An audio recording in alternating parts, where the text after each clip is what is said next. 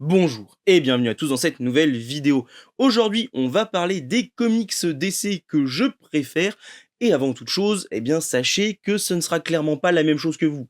Déjà parce que mes goûts sont assez particuliers, que je n'ai pas commencé en même temps que certains. Moi, j'ai commencé avec les New 52, donc forcément, dans mon cœur, ils ont une place toute particulière. Et comme c'est eux que j'ai découvert en premier, forcément, mon a priori vis-à-vis de certains récits plus anciens, que j'ai découvert après coup, sera forcément un petit peu altéré. Si je prends autant de pincettes, c'est parce que clairement, il y a des choses dedans, vous êtes pas prêts.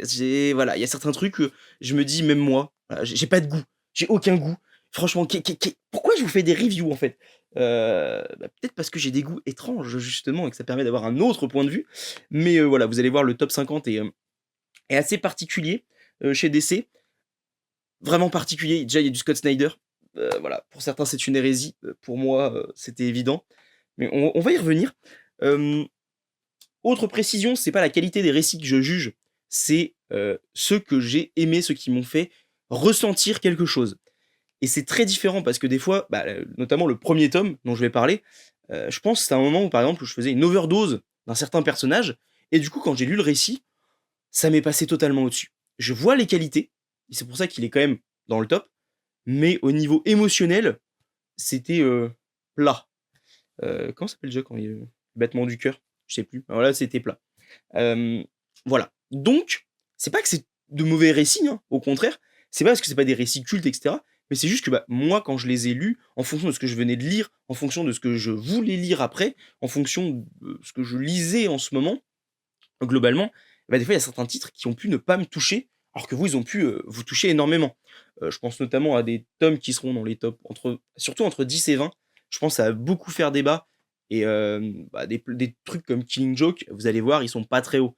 Parce que on en reparlera quand ce sera le moment, mais voilà. On va parler de d'un absent. Déjà, on va parler d'un absent, parce que je sais qu'on va beaucoup m'en parler. Batman Silence, par exemple, pour moi, c'est l'exemple parfait de ce que je veux dire.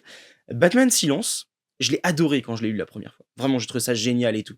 Et puis, je l'ai relu plusieurs fois. Et à chaque fois que je le lisais, j'étais de plus en plus déçu parce que je lisais de plus en plus de Batman à côté, et que ce Batman Silence, hormis les dessins, je trouve qu'il n'a rien qui m'attire. En fait, plus je le lis, plus je me rends compte que c'est un bon récit, mais sans plus. Et ça me gêne. Voilà. Donc du coup, lui, il sera pas dans le top. Parce que pour moi, Batman Silence, c'est pas un incontournable de chez DC. C'est un incontournable quand on commence les comics. Vraiment, ça c'est sûr. Ou quand on est fan d'un certain style de récit. Mais pour moi, c'est pas du tout ce que je recherche dans un comics. Et je pense que c'est pour ça aussi que je suis des fois en dissonance avec certains. C'est par exemple Batman Silence, quand je le relis maintenant, je me fais chier, quoi. Vraiment. Donc, voilà. Pour certains, c'est, quand ça part dans le what the fuck et cetera, ils aiment pas. Moi, quand c'est trop classique comme Batman Silence, trop classique, on s'entend, hein, il a quand même fait deux trois trucs sympas, mais ouais, je trouve que Batman Silence, c'est, déjà on en reparlera peut-être, mais ça a été un point de bascule aussi dans l'univers de Batman.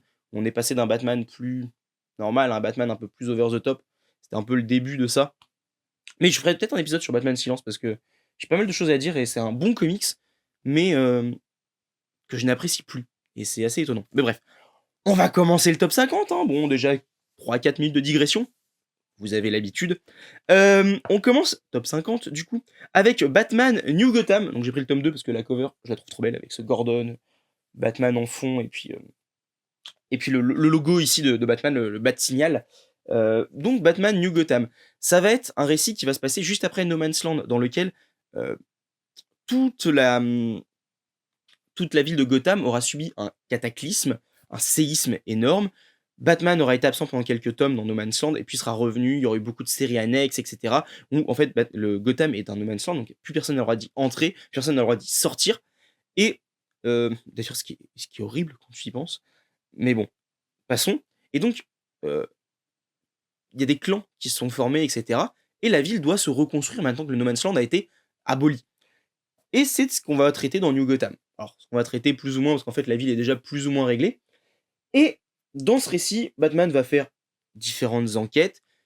Il va y avoir l'introduction notamment de Sacha Bordeaux. qui est assez importante pour la suite.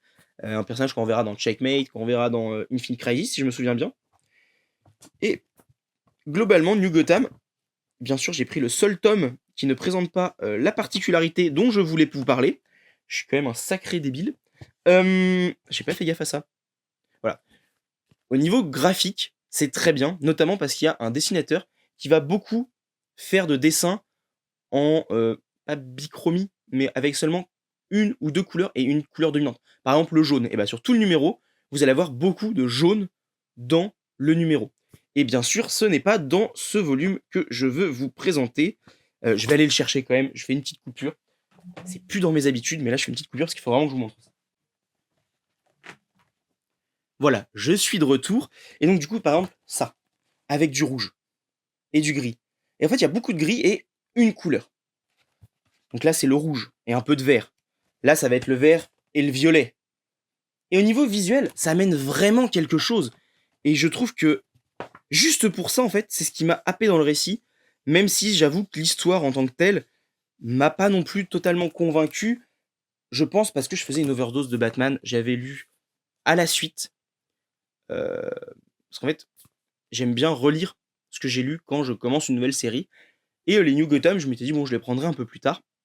Ce que j'ai fait, je les ai pris beaucoup plus tard. J'ai pris les trois d'un coup. Quand le tome 3 est sorti, j'ai pris les trois. Puis je me suis dit, bon, hey, on se relit tout depuis Cataclysme.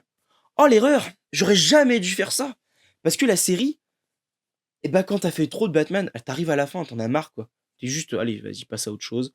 Et je pense que j'étais pas dans le bon état d'esprit au moment d'attaquer ce Batman New Gotham, parce qu'il y a énormément de choses qui sont bien, de très bonnes petites histoires, un côté un peu plus classique, un peu plus enquête, que vraiment j'aime beaucoup. Malgré tout, je suis passé un petit peu à côté au niveau émotionnel parce que j'avais lu trop de Batman et j'avais envie de lire autre chose et je me suis un peu forcé à lire. Et c'est quelque chose que maintenant je ne fais plus du tout. Et bah voilà, du coup, New Gotham, pas une super lecture, mais pourtant un super titre, assez ambivalent. Il faudra que je le relise un jour, je pense. Et cette fois, je ne ferai pas l'erreur de le lire à la suite de No Man's Land, mais vraiment juste New Gotham en tant que tel. Parce qu'en plus, bah, c'est Greg Rucka au scénario et au dessin, je sais pas, je crois que c'est Sean Martin Brooks, mais ça change beaucoup aussi. Donc voilà. En tout cas, c'était la 50e place. 49e place, une série que j'ai beaucoup aimée au départ, qui a été introduite par un tome qui sera un peu plus haut dans le top. Pas de beaucoup, mais un peu plus haut. C'est un tome de Peter G. Tomasi et Patrick Gleason. Un peu de Doug Mahnke aussi au dessin. Et un peu de Jorge Jiménez. Et il s'agit de Superman Rebirth. Superman Rebirth, j'ai adoré les premiers tomes, et puis petit à petit ça descend quand même, mais les premiers tomes avec la relation entre Superman et son fils est vraiment très bien traité. On va voir un petit peu, bah voilà, ces pages-là, je trouve que c'est vraiment rempli d'émotions, et même si c'est pas aussi bien écrit par exemple qu'un New Gotham ou d'autres récits qui seront un peu plus haut ou alors que j'ai enlevé, je trouve qu'au niveau émotionnel, moi il s'est passé quelque chose. J'ai vraiment apprécié. En plus, les dessins de Patrick Gleason. Oui, Patrick Gleason, ça. Oui, Patrick Gleason. J'aime vraiment beaucoup. On revoit certains ennemis de Superman assez classiques et tout. D'ailleurs, en voyant les pages, je me dis qu'il faudrait que je relise cette série. Mais vraiment, voilà, c'est une série qui va être centrée sur Superman et sur son fils.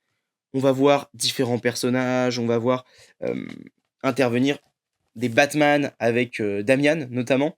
Dans le tome 2, je sais pas si on le voit sur la couverture derrière. Mais vraiment, il se passe plein de choses, mais petit à petit, ça va descendre en qualité. C'est toujours très bien, mais c'est pas aussi bien que ce qu'on avait sur les premiers tomes. Et du coup, c'est une bonne petite série. Si vous aimez Superman, vous pouvez partir là-dessus. Mais après, il faut avoir lu Lois et Clark avant, mais on en reparle dans pas très longtemps de Lois et Clark. Ensuite, encore du Superman. Parce que Superman, c'est un peu un personnage que j'adore, mais dont certains titres, notamment en continuité, peinent à me convaincre totalement. Ce sont de très bonnes histoires que j'aime beaucoup lire. Hein. D'ailleurs, je dis, c'est un top 50, mais vraiment, j'ai dû faire un choix parce qu'il y a beaucoup d'histoires qui auraient pu être là. C'est pour ça, notamment, que Silence, je le mets pas parce qu'au fur et à mesure que je le lis, bah, j'aime de moins en moins. Et du coup, là, c'est Superman Infinite de Philippe Kennedy Johnson et Daniel Sampere. Alors, il n'y a pas que lui au dessin, hein, il y en aura d'autres après par la suite, notamment Federici, je crois qu'il s'appelle. Et donc, on va avoir un arc global en 4 tomes avec l'arc du War World, on va dire, qui est plus en 3 tomes et le tome 2, c'est un récit annexe qui permet d'introduire quelque chose. Bref, c'est un peu le bazar de ce côté-là, mais la série principale de Philip Kennedy Johnson est vraiment très bien. Il va nous présenter Superman qui va aller combattre, Mongul ailleurs, sur Warworld justement, donc la planète de Mongul, et qui va perdre ses pouvoirs. Et donc comme il perd ses pouvoirs, eh bien il va devoir lutter d'une autre manière. Et donc, comme sur la planète Warworld, il y a beaucoup d'esclaves, il y a beaucoup de gens qui sont entraînés juste pour le combat, il va mener une rébellion un peu à la Gladiator. Et c'est vraiment très bien. Il y a pas d'autre mot, c'est juste très bien, c'est épique. T'as l'impression d'un peu de voir du Conan le barbare, mais version SF.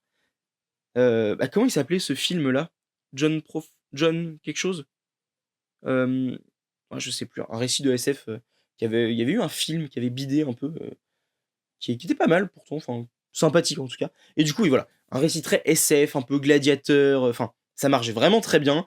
C'est important pour le personnage de Superman parce que ça nous remontre que c'est avant tout un symbole d'espoir. Et puis il y a un petit twist à la fin où en fait il récupère ses pouvoirs, il est même encore plus fort que ce qu'il était avant. Donc on le prive de ses pouvoirs, on t'explique c'est quoi l'essence de Superman et après on lui rend ses pouvoirs pour te faire des histoires. J'ai pas encore lu la suite, mais je suis vraiment impatient parce que pour l'instant Philip Kennedy Johnson, et ben vraiment il a montré du très très bon. Et au niveau visuel, ça change énormément. Donc là je vous montre quelques planches, mais globalement, dites-vous qu'il faut s'attendre à beaucoup déchanter parce qu'il y a des moments, tu passes d'un dessinateur qui est extraordinaire à un dessinateur qui est juste bon, et ben le dessinateur qui est juste bon, t'as l'impression qu'il est mauvais alors que non, c'est juste l'effet de contraste qui fait ça. Mais vraiment, ouais, Superman Infinite, une très bonne série. Ensuite, on passe à une série qui, elle, va faire débat. Excusez-moi, petit café. Justice League New Justice de Scott Snyder, James Tynion IV, Jim Chung, Jorge Jiménez. Il y a plein de monde qui va passer sur cette série, mais globalement, c'est Scott Snyder et Jorge Jiménez au dessin. Jorge Jiménez au dessin. Et c'est une série qui va nous conter un peu le délire de Scott Snyder pour mener jusqu'à Batman Death Metal. Et si Batman Death Metal et Batman Metal et même Doom Noir, je trouve que c'est pas terrible, voilà. Et bah la série New Justice, j'ai bien aimé, étonnamment. Déjà, les dessins de Jorge Jiménez n'y sont clairement pas étrangers. Je veux dire, des pages comme ça, là, voilà. Oui, bon, bah écoute, hein, on va te faire confiance. T'as l'air de savoir ce que tu fais. Donc vraiment, excellent de ce côté-là. Au niveau dessin, c'est magnifique. Regarde-moi cette couverture. Juste la couverture m'avait hypé à l'époque quand c'était sorti. Et du coup, j'ai pu suivre ça au fur et à mesure. Une histoire notamment entre Luthor et le Martian Manhunter que j'ai vraiment beaucoup aimé. Dans cet homme-là, la Ligue de Justice va affronter différentes menaces. On va voir des choses de plus en plus grandes à chaque fois. Et globalement, c'est un récit qui va tout faire pour nous mener, notamment avec le Batman Kiri, etc., la Ligue du Mal de, de, de Lex Luthor qui va se créer petit à petit. Et on va nous mener petit à petit vers ce duel entre l'entropie et je sais plus quoi. Bref, c'est des concepts assez vagues de Scott Snyder, mais l'introduction de ces concepts-là est plutôt sympathique à suivre. C'est une bonne série, les personnages évoluent, notamment, ouais, vraiment, cette dualité Martian Manhunter, Lex Luthor, on va leur mettre un passé commun et qui fonctionne vraiment trop bien. Donc vraiment, très bon récit. Un moment, dans une dimension parallèle où Superman, un costume tout blanc, doré, etc. Et vraiment, ça marche très très bien. Et c'est presque dommage que la fin, euh, la conclusion de ce run-là parte avec Death Metal, parce que Death Metal, ça part dans du grand n'importe quoi. Même si, voilà, Doom Noir était un petit peu en dessous déjà, mais alors quand t'arrives à Death Metal, c'est catastrophique. Donc vraiment, New Justice, moi j'ai bien aimé, mais je peux pas trop vous le conseiller parce que c'est compliqué, quoi. Ce qu'il y a à la suite, à la fin. C'est un peu comme le run de Gann sur les Gardiens de la Galaxie, le début est très bien, et puis quand ça part en crossover, etc., ça finit comme de la bouillie. Bah là, c'est un peu pareil. Au départ, t'as un super fruit bien mûr, etc. Puis t'as quelqu'un qui arrive avec un maillet qui te l'écrase sur la table, qui le mélange avec les miettes qui restaient du repas précédent, et voilà. Vraiment que j'arrête avec mes images, moi. Désolé. Ensuite, on passe à la top place, je sais plus. Comptez chez vous, dites-moi à quelle place c'était. Swamp Thing de Ramvi et Mac Perkins, donc c'est le Swamp Thing Infinite. Franchement, ça pourrait presque être du hors continuité, tellement il n'y a aucun lien avec l'univers DC, vous pouvez le lire sans rien connaître de Swamp Thing, vous pouvez le lire sans rien connaître, enfin, c'est mieux quand même de connaître des choses de Swamp Thing, mais en gros, c'est un nouveau personnage qui va acquérir les pouvoirs de Swamp Thing, qui va être relié à la sève, et on va comprendre qu'en fait, il y a des idées. Donc là, c'est l'idée de la végétation qui va être opposée, par exemple, à l'idée de l'être humain de la machinerie humaine. Une idée qui va être opposée à la maladie, qui va être opposée à la conquête de l'Ouest. Et ces idées-là prennent vie au travers d'avatars, comme le Swamp Thing, qui est l'avatar de la sève. Et globalement, c'est plutôt très bien. C'est vraiment très intéressant. Au départ, je voyais pas trop où ça allait sur le tome 1, et c'est dans le tome 2 que tout va se relier pour vraiment nous proposer un récit exceptionnel. Toujours la narration de Ramvi, qui est, à mon sens, vraiment exceptionnelle. J'adore comment il nous raconte ces histoires, comment il va, le phrasé qu'il va utiliser. Et puis au niveau visuel, Mike Perkins, il fait des merveilles. Vraiment, c'est vraiment très très bon. Je peux que vous le recommander. Voilà, Swamp Thing Infinite, c'est une excellente série. Ici, vous oubliez un petit peu... comment il s'appelle Comment il s'appelle déjà Celui qui a la sève de base. Le Swamp Thing. Alec Holland, merci. Et on va voir ce nouveau protagoniste qu'on va suivre du début à la fin, qui va devoir affronter ses propres démons, qui va devoir affronter les démons de l'humanité. Enfin, c'est vraiment bien. Ça s'ouvre par les deux récits Future State qui se passent très loin dans le futur et qui n'ont pas grand chose à voir avec la suite, mais qui sont importants pour montrer un petit peu ce que Ramvi voulait présenter sur le titre. Swamp Thing Infinite en 2 tomes, c'est vraiment trop bien. Si vous ne l'avez pas lu, mais que vous aimez Swamp Thing, foncez. Ça vaut clairement le coup, bien plus que le Swamp Thing Green Hell qui est sorti récemment. Voilà. Ensuite, un titre de Wade, donc qui officie ici pour nous présenter la réunion de la Justice League of America, la première réunion. Et il va reprendre en fait le numéro où il devait affronter certains personnages pour nous en faire une histoire complète, un peu plus longue, et qui va montrer pourquoi les premiers membres de la Justice League se sont réunis. Ici, Exit Batman, Exit Superman. On va vraiment se concentrer sur les 5 personnages qui sont sur la couverture. Et c'est un récit que j'ai vraiment trouvé très bien. Alors après, ça va partir sur Justice League tome 1, 2, 3, 4, 5, 6, 7, il me semble. Ou 6, jusqu'au 6. Avec Mark Waid et Grant Morrison, il me semble. Qui sont ensemble pour présenter la Justice League of America. Mais je trouve que le tome 0 est vraiment un cran au-dessus de ce qui sera proposé par la suite. Et qu'en tant que récit complet, il se lit plutôt bien. C'est un très bel hommage aux comics de l'âge d'or et de l'âge d'argent, un petit peu aussi, plus de l'âge d'argent d'ailleurs, excusez-moi, de l'âge d'argent, du début de l'âge d'argent, et ça fonctionne vraiment bien. Si on est réceptif à ce type de narration, à ce type de récit, moi je trouve que ça fonctionne très très bien. C'est pas non plus un récit exceptionnel, mais j'ai vraiment pris plaisir à lire cette redécouverte, cette recréation de la Justice League of America. Vraiment un très bon récit.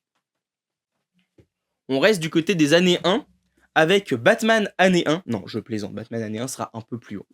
Mais Robin année 1. Dans Robin année 1, on va retrouver un récit, on va retrouver 3 récits en fait, 3-4 récits, je sais plus, plusieurs petits récits au début, après 2 gros récits, et c'est surtout ces 2 gros récits qui sont très bien écrits, et surtout la deuxième partie de Robin année 1, où en fait dans cette deuxième partie, on va avoir la première rencontre de Robin avec Double Face, et dans un style visuel que je trouve vraiment très beau. On va te montrer comment Robin va évoluer petit à petit, comment il va accepter son rôle, comment il va voir qu'il est peut-être pas forcément à la hauteur et en quoi il a besoin d'un Batman. On va le voir faire preuve d'arrogance, on va le voir faire des erreurs, on va voir quand même qu'il a à cœur de faire les choses correctement et petit à petit s'imprégner de ce que Batman va lui enseigner. Et globalement, c'est très très bien.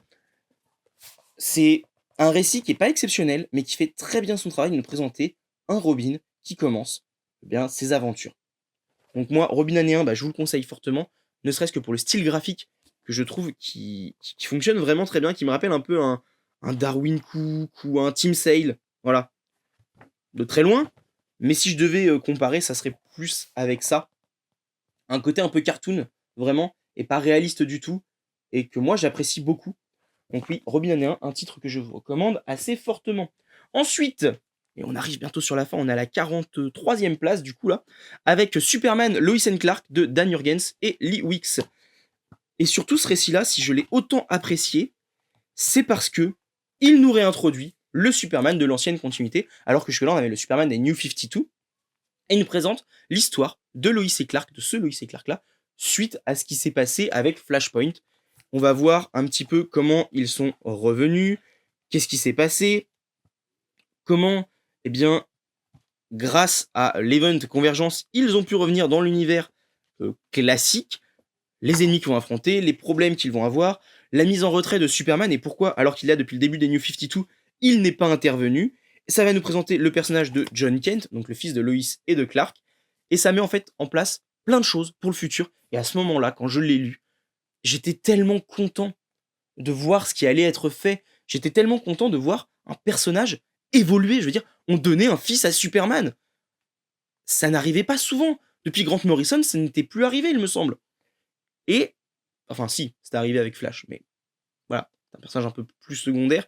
Mais Superman et Batman, les voir changer, leur voir confier des enfants, c'est quelque chose de fort que, par exemple, Marvel n'a jamais vraiment fait. Avec Spider-Man, avec Captain America, avec Iron Man, avec Thor.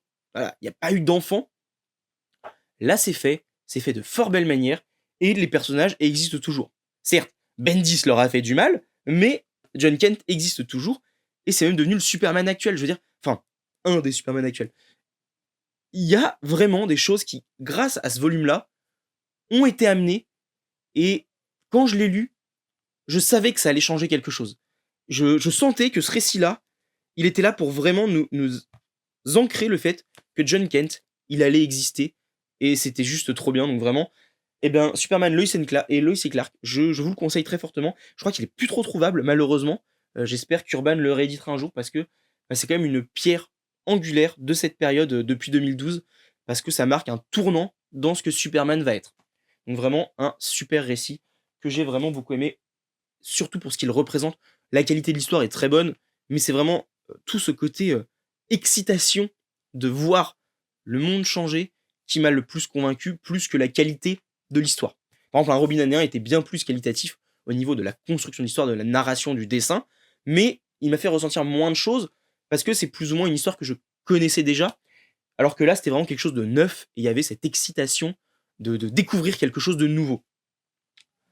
Ensuite, et alors là, on attaque un gros morceau avec les Batman White Knight. Et si le premier de Sean Murphy ne m'avait pas trop convaincu, j'avais trouvé ça sympa sans plus, la suite, le tome 2 et le tome Harley Quinn, m'ont vraiment subjugué. Et si je le mets aussi bas, c'est parce qu'il y a le tome 3 qui est quand même énormément moins bon. Hein, on va pas se le cacher. Il est vraiment très très en dessous. Et dans ce récit-là, on va nous présenter un Batman qui en fait est, sans le savoir, au service des puissants, parce que toutes les destructions qu'il va entraîner vont servir à faire de la spéculation pour les riches pour pouvoir toujours plus s'enrichir. En fait, une fois que la destruction est arrivée dans un quartier, il rachète à taux très bas grâce au fonds d'aide que Bruce Wayne accorde à ceux qui habitent dans ces quartiers, etc. C'est un truc comme ça. Et du coup, après, ils revendent au prix fort bien plus tard. Et du coup, ils s'enrichissent de cette manière-là sur le dos des pauvres. Et le Joker qui va ingérer une certaine dose de médicaments suite à un accès de colère de Batman va redevenir plus ou moins sain. On va vraiment faire en sorte que le Joker ait une double personnalité et que ce soit la personnalité du Joker qui ait pris le dessus de manière très puissante et grâce aux médicaments, euh, la psyché de Jack Napier, qui est le pendant du Joker, mais version gentille, va reprendre le dessus, va essayer de changer Gotham de l'intérieur, avec toujours cette crainte de redevenir le Joker. Et donc c'est pas vraiment juste le Batman qui est méchant et le Joker qui est gentil, c'est vraiment beaucoup plus nuancé que ça.